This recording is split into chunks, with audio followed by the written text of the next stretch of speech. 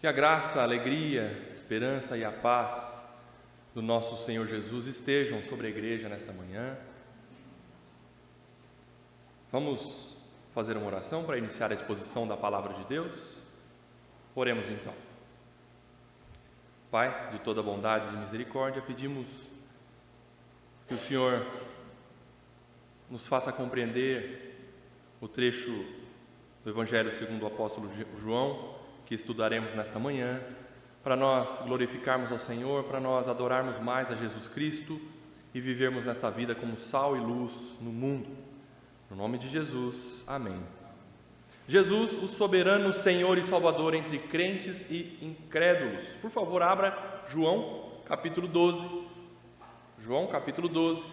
Vamos estudar hoje do versículo 1 até o versículo 11. Diz assim o texto sagrado: 6 dias antes da Páscoa, foi Jesus para Betânia, onde estava Lázaro, a quem ele ressuscitara dentre os mortos. Deram-lhe, pois, ali uma ceia. Marta servia, sendo Lázaro um dos que estavam com ele à mesa. Então Maria, tomando uma libra de bálsamo de nardo puro, muito precioso, ungiu os pés de Jesus e os enxugou com os seus cabelos. E encheu-se toda a casa com o perfume do bálsamo. Mas Judas Iscariotes, um dos seus discípulos, o que estava para atraí-lo, disse: por que não se vendeu este perfume por 300 denários e não se deu aos pobres? Isto disse ele, não porque tivesse cuidado dos pobres, mas porque era ladrão e, tendo a bolsa, tirava o que nela se lançava.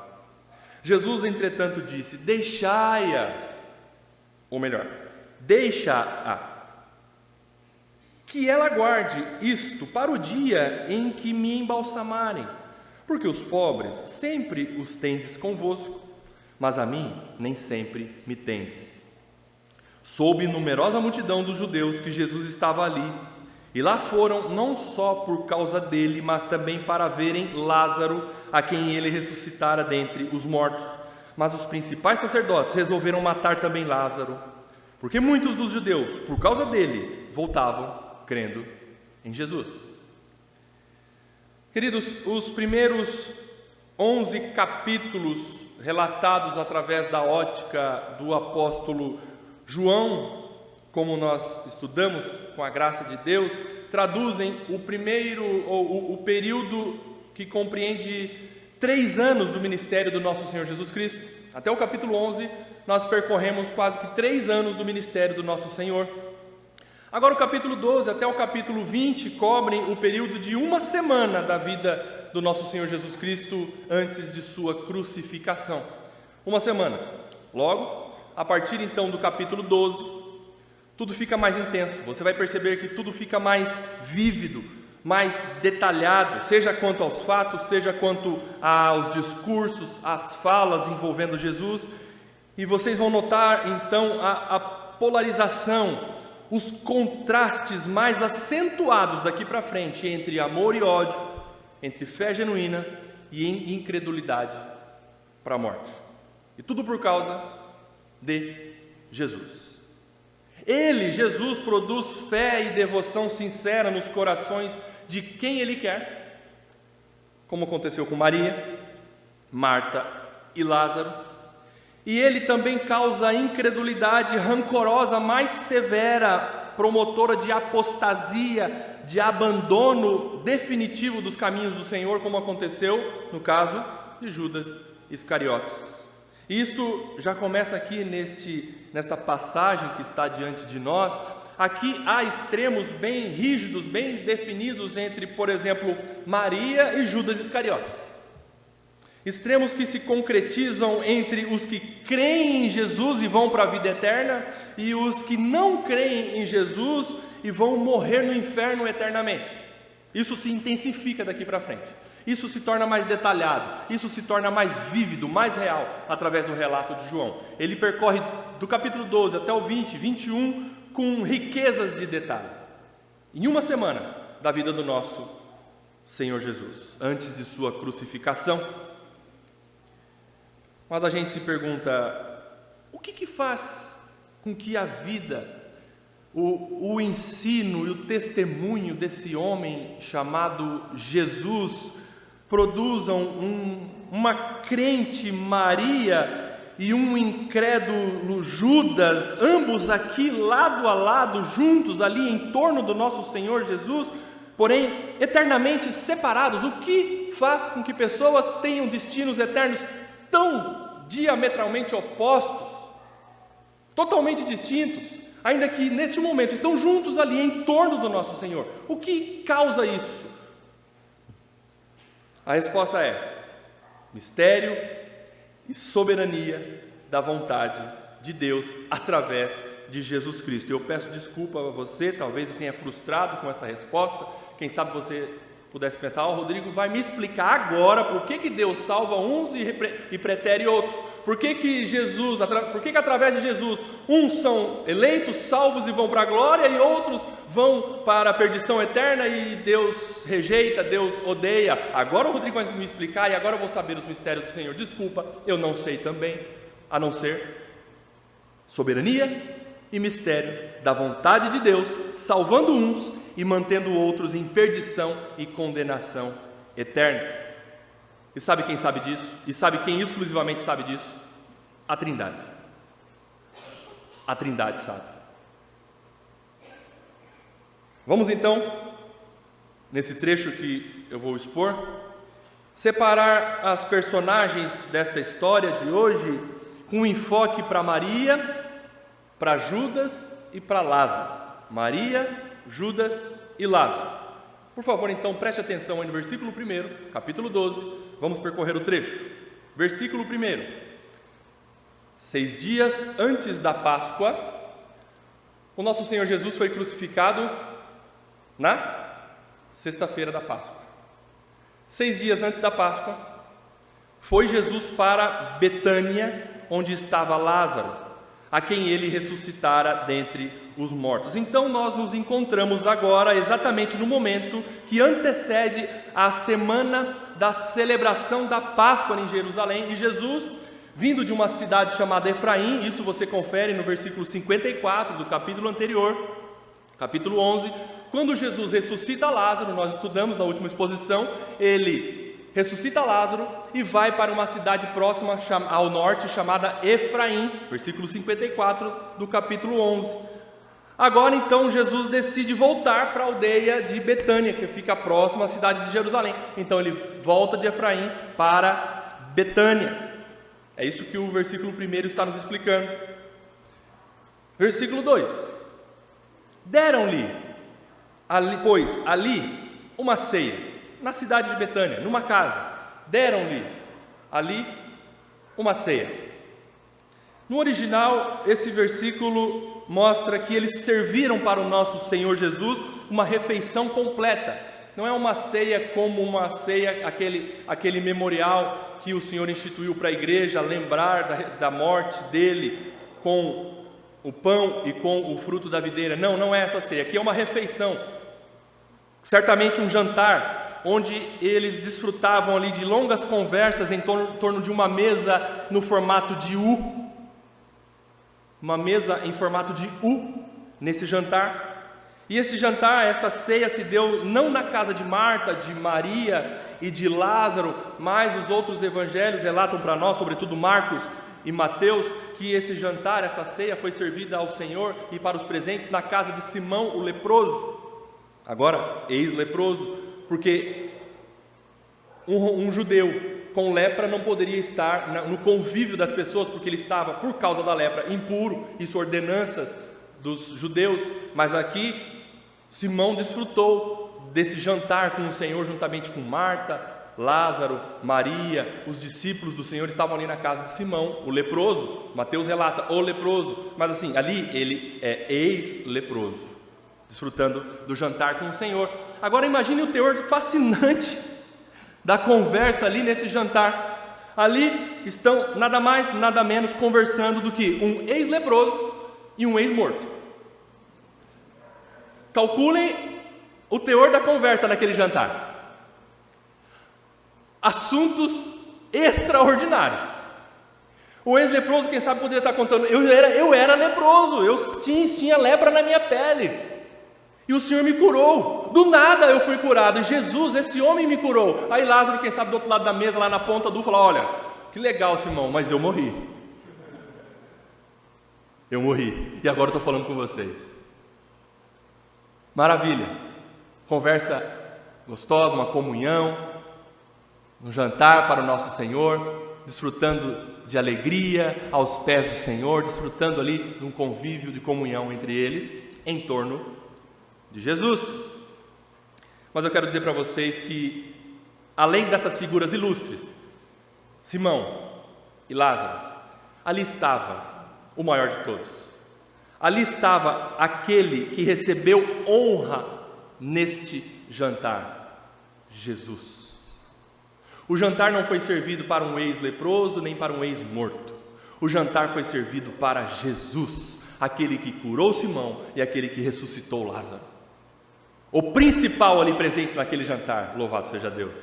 Isso você confere, por exemplo, se você juntar aí o versículo 2, deram-lhe, ali deram a ele quem? Aí você tem que voltar para o versículo 1.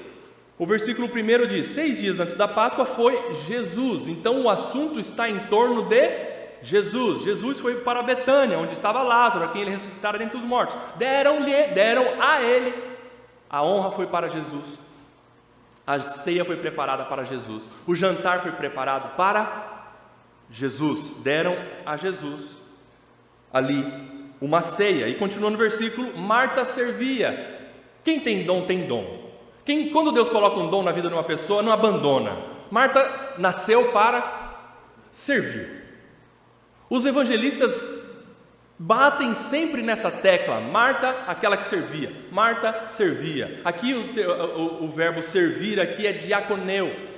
Servia. Marta servia. Então ela estava ali, e o Senhor Jesus naquele momento não repreende. Maria também não fala de novo para ele: Marta, o Senhor,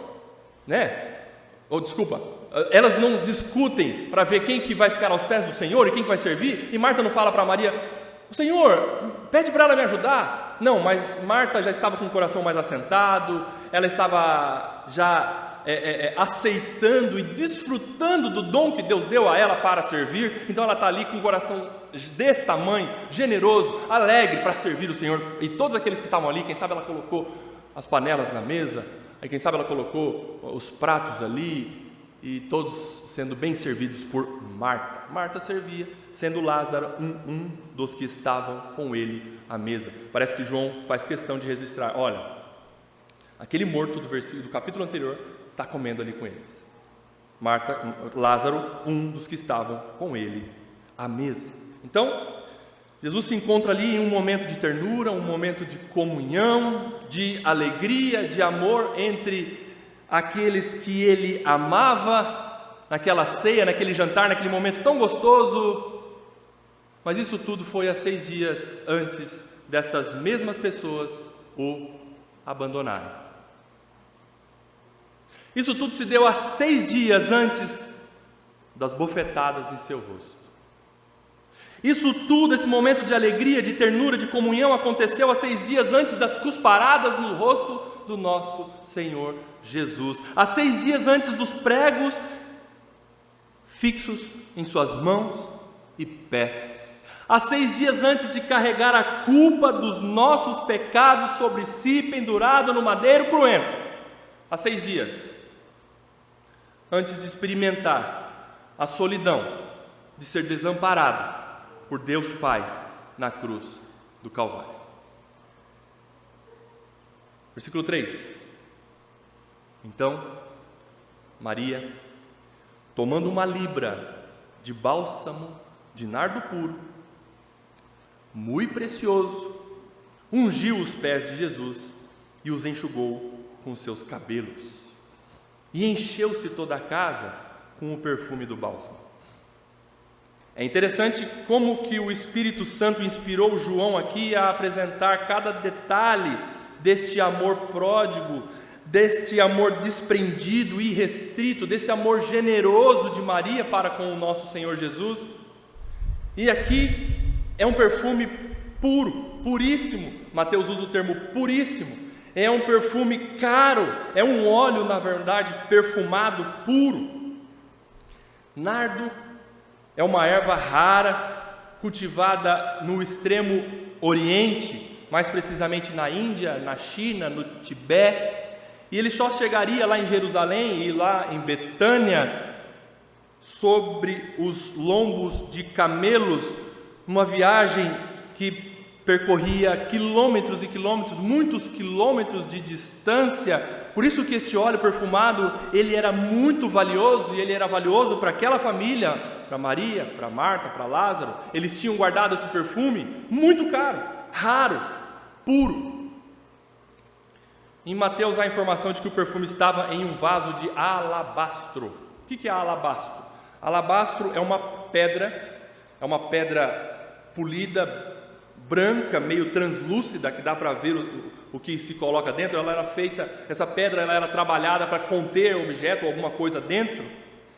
E neste vaso estava o óleo, nesse vaso de alabastro, de pedra, estava ali o óleo perfumado de nardo puro. E qual a quantidade? Libra é um termo até que houve uma correlação com o latim. Libra aqui é equivalente a meio litro, aproximadamente meio litro de perfume dentro desse vaso de alabastro. Meio litro de perfume de nardo puríssimo. O coração de Maria explode de amor e gratidão ao Senhor Jesus. Ela vê todo aquele momento ali de comunhão, de alegria, o jantar ali na casa de Simão, o leproso, e ela pega o frasco de perfume valioso e ela chega sobre o nosso Senhor Jesus e ela quebra aquele vaso e derrama o óleo perfumado de nardo puro sobre a cabeça do nosso Senhor. Isso, Mateus e Marcos relatam que o perfume foi derramado, despejado sobre a cabeça do nosso Senhor, mas óbvio, o perfume, pela quantidade, escorreu pelo corpo do nosso Senhor e chegou aos seus pés, como relatou aqui João. O perfume chegou aos pés do nosso Senhor. Outro fato importante presente aqui no versículo 3 é que Maria enxugou os pés de Jesus com os seus cabelos. Para a cultura brasileira isso, quem sabe, não tenha muito significado, a não ser, por exemplo, um gesto de humildade, uma atitude de rebaixamento, de humildade, de consideração, passar o cabelo para enxugar os pés de uma pessoa, mas assim, nada tão significativo para a cultura brasileira, mas para os costumes e cultura dos judeus isso era muito significativo. As mulheres, elas usavam um lenço, elas usavam um turbante para esconder e prender os cabelos, e elas não podiam soltar os cabelos em público, e elas não podiam fazer isso publicamente na frente de nenhuma pessoa, a não ser no recôndito da sua casa, no aposento fechado. Maria então, ela tira o turbante, ela tira aquele lenço, ela solta os seus cabelos em público, e isto foi uma atitude radical, foi uma atitude chocante para a cultura judaica, e começa com os seus cabelos a enxugar os pés do nosso Senhor Jesus Cristo. Essa ação de Maria confrontou as regras judaicas e colocou a sua reputação em xeque perante os judeus. Porém, Maria não se importou com a prática de regras mortas, com as regras que eram criadas pelos judeus, principalmente pelos líderes religiosos, normas feitas por homens. Tampouco com sua reputação ela se importou perante a sociedade judaica. O que vão pensar de mim se eu soltar os meus cabelos em público? Ela está liberta para adorar a Jesus, e o seu coração transborda de amor e gratidão por Jesus, quebrando paradigmas e os gestos normativos que existem, criados pelos homens. Ela está liberta diante do seu Salvador e Redentor. Infelizmente, na igreja, eu faço uma aplicação já, existe um pouco disso, um pouco de gestos normativos, um pouco de regras criadas por homens, por nós muitas vezes, que nós colocamos regras, criamos normas para, quem sabe, estabelecermos padrões entre nós, mas coisa de cultura, coisa do que eu acho melhor para você, você acha melhor para mim, mas isso não está longe de ser a vontade de Deus para nós. Tenho que agradar o fulano, e se eu não fizer desta forma, criada por homens, cicrano, quem sabe, vai ficar chateado comigo. Isso existe sim na igreja. Por exemplo, se no momento do louvor, alguém tem a manifestação espontânea, uma manifestação sincera de bater palmas, ou quem sabe levantar as mãos e cantar com liberdade ao Senhor, e aí o outro irmão já olha meio de lado e fala: ih, já virou pentecostal. Aí, por exemplo, se começa a chorar, já está sentimental demais. Aí se vem de bermuda, aí vem de calça, olha aí, ó que irreverência. Mas são regras criadas por nós, que Deus não quer isso para nós. Irmãos, nós temos liberdade em Cristo Jesus, e aquilo que Jesus nos libertou, nós não devemos mais nos escravizar. Eu digo por mim, eu acabo ficando com receio, mais preocupado em agradar as pessoas do que agradar a Jesus. O que vão pensar de mim? Jesus não me impede de fazer isso. Mas se o fulano ver aí, ele vai ficar com um bico desse tamanho, ele vai me massacrar. Irmãos, não vamos retornar mais à escravidão, criando regras entre nós, normas entre nós, estabelecemos paradigmas entre nós que não estão de mãos dadas ou não condizem com a vontade de Deus para nós. Isso o apóstolo Paulo foi firme para com a igreja dos Gálatas, capítulo 5, versículo 1, ele diz: foi para a liberdade que Cristo nos libertou, portanto permaneçam firmes e não se deixem submeter novamente a um jugo de escravidão.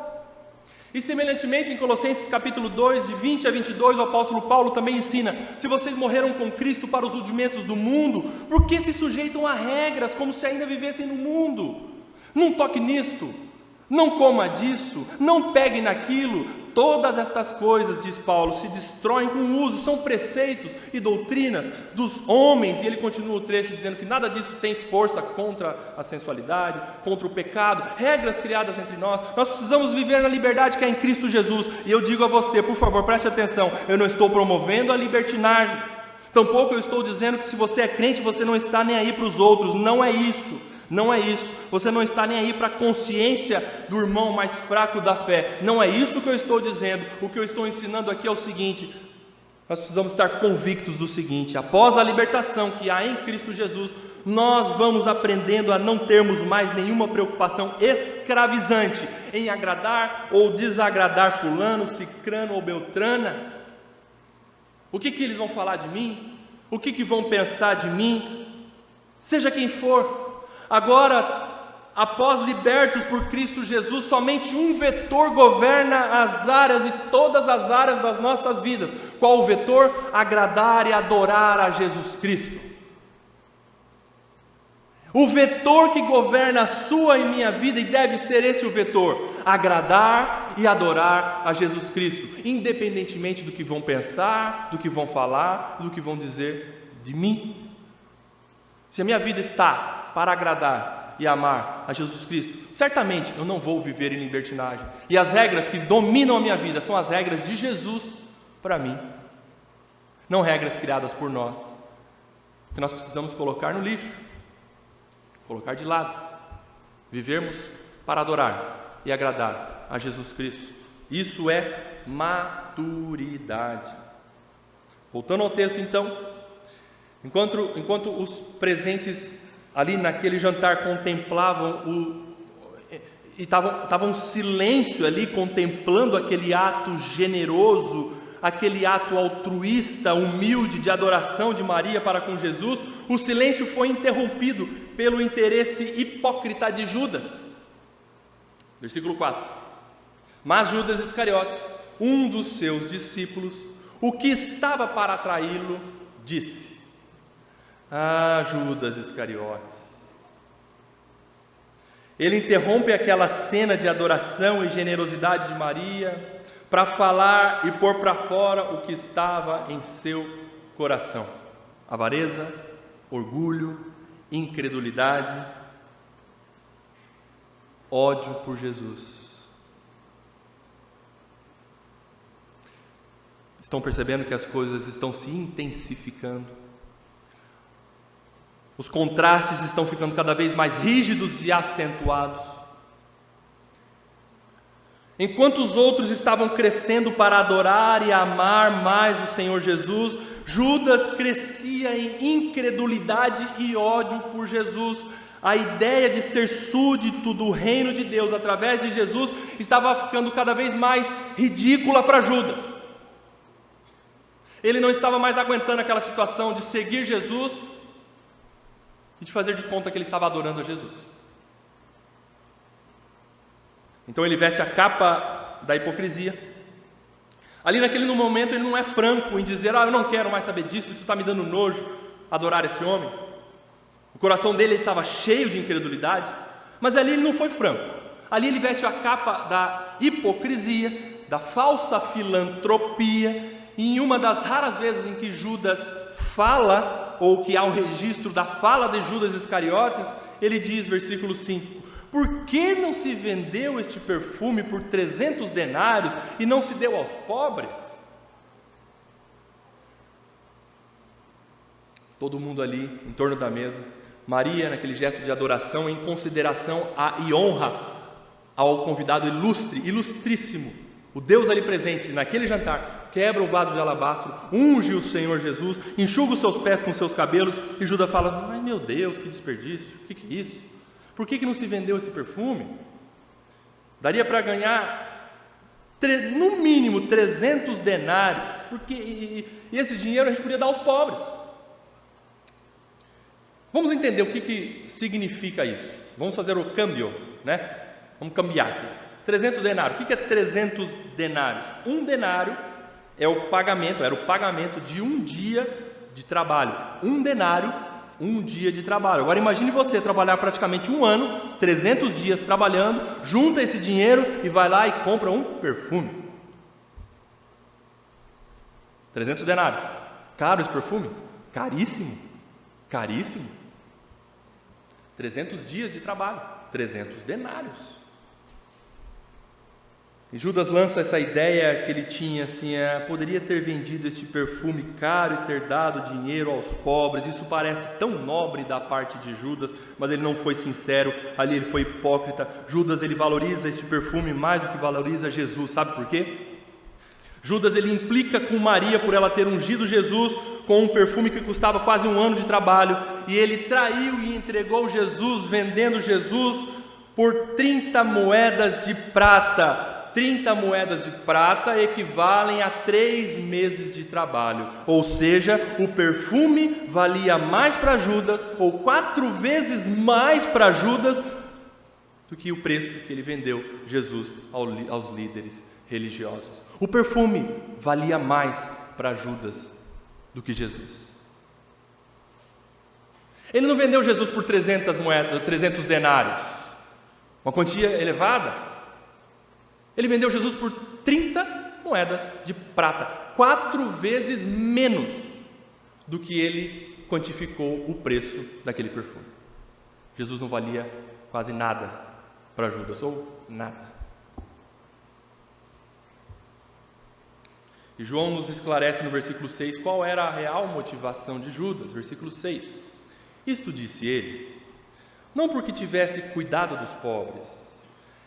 Essa nobre fala de Judas, entre aspas, não foi por filantropia, não foi por amor aos pobres, não foi porque ele era generoso ou altruísta. Não, ele não era para cuidar dos pobres, mas porque ele era ladrão.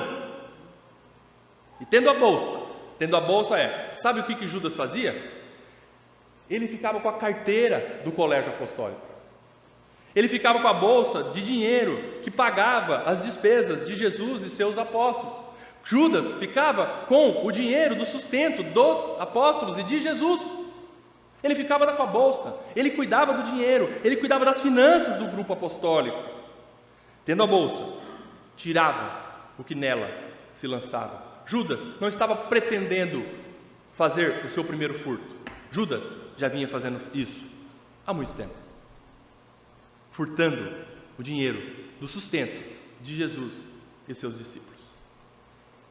Irmãos, o dinheiro que os discípulos tinham para sustentá-los nas viagens e durante o ministério de Jesus ficou sob a responsabilidade de Judas, o traidor, o ladrão, o filho da perdição. Mas por que Deus permitiu isso? Irmãos, por que Deus permitiu que o dinheiro de Jesus para sustentar o Filho de Deus ali e aqueles seguidores, principalmente os mais próximos, os apóstolos, os discípulos chegados do Senhor, o dinheiro ficou nas mãos de um ladrão, nas mãos de um traidor? Foi um cochilo de Deus? Não, Deus permitiu isso. Por quê?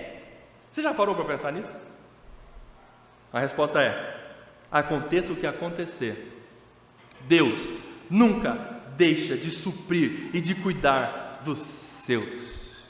Ainda que haja pessoas maldosas, ainda que haja pessoas avarentas, ainda que haja pessoas corruptas ao nosso redor, quem sabe no nosso serviço, quem sabe na política, tanto de ideologia A quanto de ideologia B, corruptas, todas no mundo, Deus nunca deixa de suprir as necessidades dos seus filhos.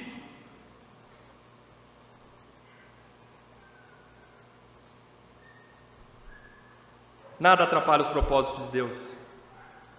Havendo desvios financeiros, havendo corrupção e todo tipo de maldade, Deus alimenta e sustenta financeiramente os seus, pois no final das contas, diz em Provérbios 13:22, a riqueza do perverso, ou a riqueza do pecador, é depositada para o justo. Todo quem sabe dinheiro de corrupção acaba voltando para os filhos de Deus, de uma maneira sobrenatural. Quem sabe você tem sido suprido por Deus, ainda que haja corrupção no mundo, ainda que haja desvios de dinheiro, ainda que haja, quem sabe, o achatamento da renda social, mas você tem sido suprido por Deus. Deus não perdeu o controle de nada no universo, aleluia. Nada foge do controle e soberania do nosso Senhor. Por quê? Ele diz através da boca do profeta Ageu: eu sou o dono da prata e do ouro. Aleluia. E Judas então fica frustrado ali por não ter conseguido botar a mão naquela grana. Ele estava bolando, né? Vou aproveitar isso. Quem sabe eu poderia aproveitar essa oportunidade, vender esse perfume, pegar 300 denários, uau, grana. Ele ficou frustrado, ele ficou indignado não somente com o que Maria fez, mas sabe o que Judas ficou indignado? Ele ficou indignado para quem Maria fez.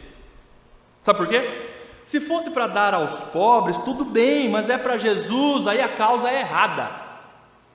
Judas calculou isso na cabeça dele naquele momento. Esse perfume não poderia ser gasto para Jesus. Esse perfume tinha que ser vendido e dado aos pobres. Não poderia ser dado a Jesus. A causa está errada na cabeça de Judas. Igreja, assim como o perfume de Maria encheu a casa com sua fragrância, o veneno das palavras de Judas foi tóxico e contaminou o ar daquele momento. E conforme inclusive relato de Mateus capítulo 26, os outros discípulos também ficaram indignados com Maria.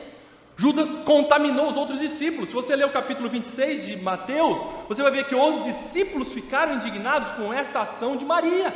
Não foi só Judas e os outros falaram: Judas, deixa ela, o Senhor está falando. Não, os outros também, com essa fala de Judas, foram para o lado de Judas, falaram: é verdade, poderia ter dado aos pobres, poderia ter vendido esse perfume caro. As palavras de Judas contaminaram o ambiente, e ali houve a necessidade de uma intervenção de Jesus com sua palavra de sabedoria e de repreensão. Versículo 7, Jesus entretanto diz: deixa.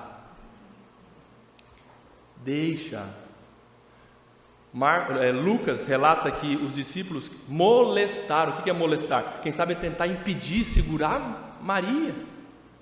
Não a molestais, Jesus fala. Quem sabe estavam querendo segurar a mão de Maria. Não quebra. Não. Foi a nossa grana. Não a molestais. Deixa que ela guarde isto para o dia em que me embalsamarem. Na verdade, Jesus está dizendo que ela guarde isso, na verdade, não é, ela já despejou ali, Jesus não está falando, sobrou um pouquinho, ela vai guardar. Não, essa ação de Maria neste momento serviu para já me embalsamar. Porque os pobres, Jesus continua no versículo 8, sempre os tendes convosco, mas a mim nem sempre me tendes. Jesus explica aqui, preste atenção, por que ela fez isso? E mais uma vez ele toca no assunto de sua morte. Mas preparar o corpo com perfumes e ervas aromáticas era feito logo após a morte. Vocês se lembram do próprio Jesus também? Quem fez isso? José de Arimateia preparou o corpo do Senhor para colocá-lo no sepulcro. Mas então, normalmente era feita preparação do corpo para o enterro, para enterrar. Aqui Maria fez isso antes de Jesus morrer. Por que Jesus toca então nesse assunto, nesse contexto aqui? Porque agora, neste momento, mais do que nunca, ele deixa claro para os seus discípulos e amigos que estão ali presentes, e para quem pudesse ver e ouvir, que a sua morte e o seu sepultamento estão prestes a acontecer. Daqui um pouquinho será a morte e o sepultamento de Jesus. Por isso já embalsamou o corpo do Senhor. Ele está mostrando para as pessoas: eu vou me entregar, e falta isso aqui, falta pouco, eu vou morrer pela nação de Israel e pelos meus. Versículo 8: porque os pobres de Jesus sempre os tendes convosco, mas a mim nem sempre me tendes. Jesus ele não está dizendo aqui que não devemos ter compaixão e ter atitudes generosas para com os pobres ou pessoas necessitadas, não. O que Jesus está ensinando aqui é sobre termos prioridades. A nossa vida, a nossa devoção, a nossa adoração, as nossas forças devem ser em primeiro lugar para Jesus, porque não teremos recompensas eternas se priorizarmos solidariedade ou filantropia, sem que o foco das nossas ações seja a glória do nosso Deus verdadeiro, Jesus. Filantropia, solidariedade, doação aos pobres, sem glorificar a Jesus, isso é obra morta. Isso é obra morta. Que fique bem claro aqui para você, que ninguém vai para o céu porque ajuda os pobres. Ninguém entra no céu porque dá pão para o necessitado. Socorrer os pobres não é a causa da salvação. Socorrer os pobres é a consequência da salvação. Você não ajuda os pobres para ser salvo. Você ajuda os pobres porque foi salvo pela graça de Deus, crendo em Jesus Cristo. Quem move você e eu rumo à compaixão e à solidariedade sinceras é Jesus Cristo. Por isso faz com que, uma vez você crendo em Jesus Cristo, depositando a sua vida, isso é dar tudo que você tem, sua vida, seus bens, sua força para Jesus, Ele te capacita, e aí muda o foco das suas ações, não para fazer para ser salvo, mas por causa da salvação, você passa então a ser generoso para com o próximo, mas porque a prioridade é a sua vida, entregue, devota a Jesus. Perceberam? E aqui, um detalhe específico para aqueles presentes, Jesus fala: nem sempre me tendes. Ele está falando, mais uma vez, intensificando um pouco mais, para eles ficarem sensíveis, que daqui a pouquinho, ele vai morrer. Ele não estará mais presente entre aqueles. Mas a mim nem sempre me tendes. Vejam que o ódio amargo, o rancor, a avareza traidora de Judas se contrapõe à adoração, ao amor generoso, sacrificial, à devoção e à entrega de Maria. Vocês estão percebendo esses contrastes agora bem acentuados? Maria, ela apresenta uma adoração e uma devoção sinceras, ao passo que Judas revela uma religiosidade hipócrita, rancorosa, mas tudo isso tem um ponto em comum, tudo isso tem uma pedra de toque, tudo isso tem um pivô. Quem? Jesus Cristo. Jesus Cristo. E o relato que nós estamos estudando termina com mais uma personagem. Então, nós vimos Maria, nós vimos Judas, agora vamos ver Lázaro. E aqui eu encaminho para o final, versículo 9. Soube numerosa multidão dos judeus que Jesus estava ali, e lá foram, não só por causa dele, por causa de Jesus, mas também para verem Lázaro, a quem Jesus ressuscitara dentre os mortos. Lázaro sempre vai ter uma vírgula depois do seu nome. Lázaro, aquele que ressuscitou dos mortos. Lázaro, vírgula, aquele que ressurgiu dos mortos. Agora vejam duas consequências de Lázaro ter ressuscitado dos mortos. Duas consequências. Versículo 10. Mas os principais sacerdotes resolveram, primeira consequência de Lázaro ter ressuscitado, resolveram matar Lázaro. Lázaro ressuscitou, ele foi objeto do milagre de Deus, ele está sendo lembrado por nós e sempre será lembrado pela humanidade, enquanto o Evangelho estiver sendo pregado. Lázaro ressuscitou dos mortos, e uma consequência, a primeira foi, queriam matá-lo, ele foi alvo de execução. Versículo 11. Porque muitos dos judeus, por causa dele, voltavam crendo em Jesus. Então, primeira consequência, queriam matar Lázaro. Outra consequência de Lázaro ter ressuscitado, muitos, por causa dele, creram em Jesus Cristo, louvado seja Deus. Lázaro foi usado por Deus para ser um objeto, um marco na história, para que através da vida de Lázaro, muitos, vendo Lázaro, crescem em Jesus Cristo. No poder de Jesus Cristo, o Filho de Deus, aleluia. Quando Deus nos usa para a glória dele, como usou Lázaro, vamos incomodar, vamos ser odiados, vamos ser perseguidos por muita gente, mas também seremos instrumentos e canal da graça de Deus para muita gente, aleluia. E percebam aqui que os sacerdotes, eles nem cogitam a possibilidade de Lázaro ressuscitar de novo, né? Porque aí seria o fim deles, né? Mas eles não pensaram nisso. Quem sabe, né, no Sinédrio, vamos matar ele de novo, vai que ele ressuscita de novo, vamos matar outro. Não, vamos matar Lázaro. Ele está carregando muita gente pelo testemunho dele para crer em Jesus Cristo. Aleluia. Vamos matar esse homem. Vocês já ouviram falar em destruir provas? Vocês já ouviram falar em acabar com evidências? O que os principais sacerdotes queriam é queima de arquivo. Sabe por quê? Os líderes religiosos, eles nunca negaram a realização dos milagres. Eles não conseguiam dizer, não aconteceu a ressurreição de Lázaro. Então, eles decidiram, vamos acabar com Lázaro, porque ele é uma prova viva de que Jesus ressuscitou ele, que Jesus é poderoso.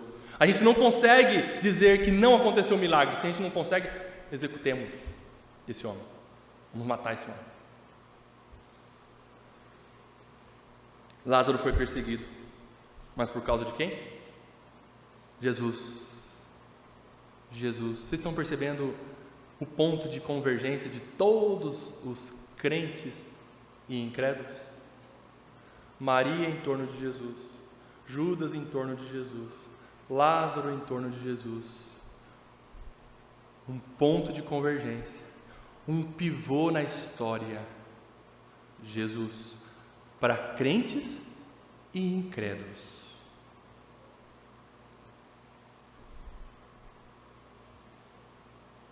Aplicações finais então para nós encerrarmos.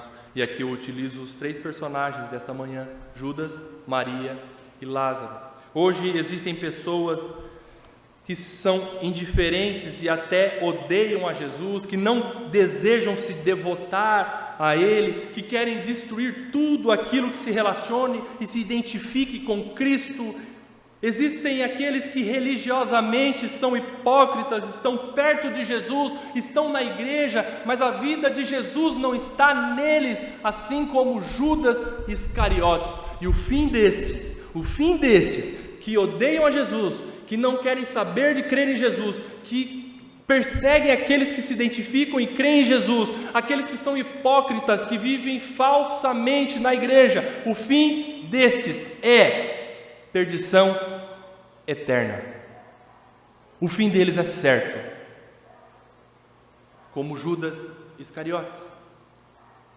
Todavia, o que nos deixa motivados a amar e adorar mais a este Jesus é que ainda hoje o reino de Deus não para de crescer, e mais pessoas estão crendo em Jesus, adorando a Jesus e se devotando sacrificialmente a Ele, em honra a Ele, entregando as suas vidas, dedicando o seu tempo, o seu bolso, o seu dinheiro, suas forças, tudo que tem em adoração a Jesus Cristo e a serviço do seu reino, assim como fez a nossa amada irmã Maria. Isso nos consola e nos motiva. O reino de Deus hoje está crescendo. Pessoas cada vez mais estão sendo objetos de milagre da parte de Deus. Deus ressuscitando da morte para a vida essas almas que estavam mortas, e essas pessoas passam a crer, e o número dos súditos do reino de Deus está crescendo, e você faz parte do reino de Deus, se você crê em Jesus Cristo, assim como a nossa irmã Maria, e crendo em Jesus Cristo, que a sua vida seja para Ele, em devoção a Ele, em entrega a Ele, sem reservas, em liberdade, amando o nosso Senhor, e que tenha o seu vetor único, agradar e adorar a Jesus Cristo e nada mais. Como fez Maria, ela não se importou com a sua reputação, ela não se importou com as pessoas que estavam olhando, o que vão pensar de mim, a cultura judaica vai me massacrar. Não, ela não pensou nisso, ela soltou os cabelos, e ali ela se entregou em adoração ao seu Senhor, que estava ali diante dela, e humildemente enxugou os pés do Senhor com seus cabelos. Quem sabe ela falou no coração dela, falou, é o melhor que eu posso fazer agora, é enxugar os pés do meu Senhor com os meus cabelos. Entrega, prioridade, amor e adoração a Jesus Cristo. E por fim, hoje existem crentes também verdadeiros em Cristo Jesus, que apesar das perseguições, que apesar dos ultrajes, que apesar das renúncias, permanecem adorando e são fiéis a Jesus Cristo, assim como Lázaro. Irmãos, Lázaro, quem sabe, ficou sabendo que os líderes religiosos judeus queriam matá-lo. Ele abandonou o Senhor? Não, ele continuou crente em Jesus Cristo. Ele continuou crente em Jesus Cristo. Apesar das dificuldades, apesar das perseguições, meu irmão, apesar das pessoas debocharem de você, apesar das renúncias, das coisas que você tem que abrir mão das suas próprias vontades, em prol de agradar a Deus, irmão, continue, irmã, continue fazendo isso. Seja fiel ao seu Senhor, devote-se cada vez mais a Ele. Pode chegar um momento em que vão querer nos matar. Nós não sabemos o que é isso, nós não sabemos o que é isso, mas pode chegar um momento que você e eu estejamos preparados em saber que veio uma ordem do governo para botar fogo na minha casa, porque eu sou cristão, minha família, vamos morrer aqui dentro, mas daqui a pouquinho a gente se encontra na glória, não tem problema.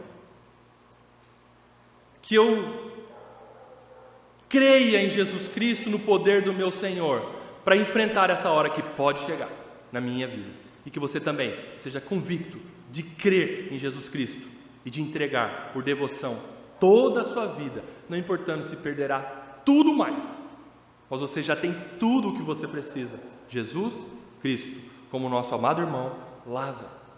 E estas pessoas citadas, e nós e o mundo hoje, nada seriam se não fosse o personagem principal dessa história, Jesus Cristo de Nazaré, aleluia, em torno de quem a história da humanidade acontece.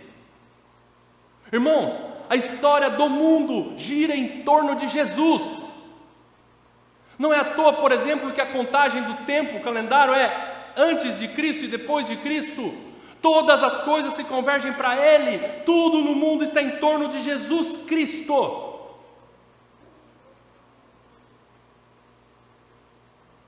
É por isso que nós estamos neste planeta, para cumprir a grande comissão, a ordem do nosso Senhor, e é o que nos motiva a ir por todo o mundo e pregar o Evangelho a toda criatura. Cristo Jesus é o único, soberano, Senhor e Salvador, o nosso único Senhor e Salvador, Jesus Cristo. Essa história, versículo 1, começa com Jesus, versículo 11, termina com Jesus. A Ele damos, nesta manhã, toda a honra e toda a glória. Amém.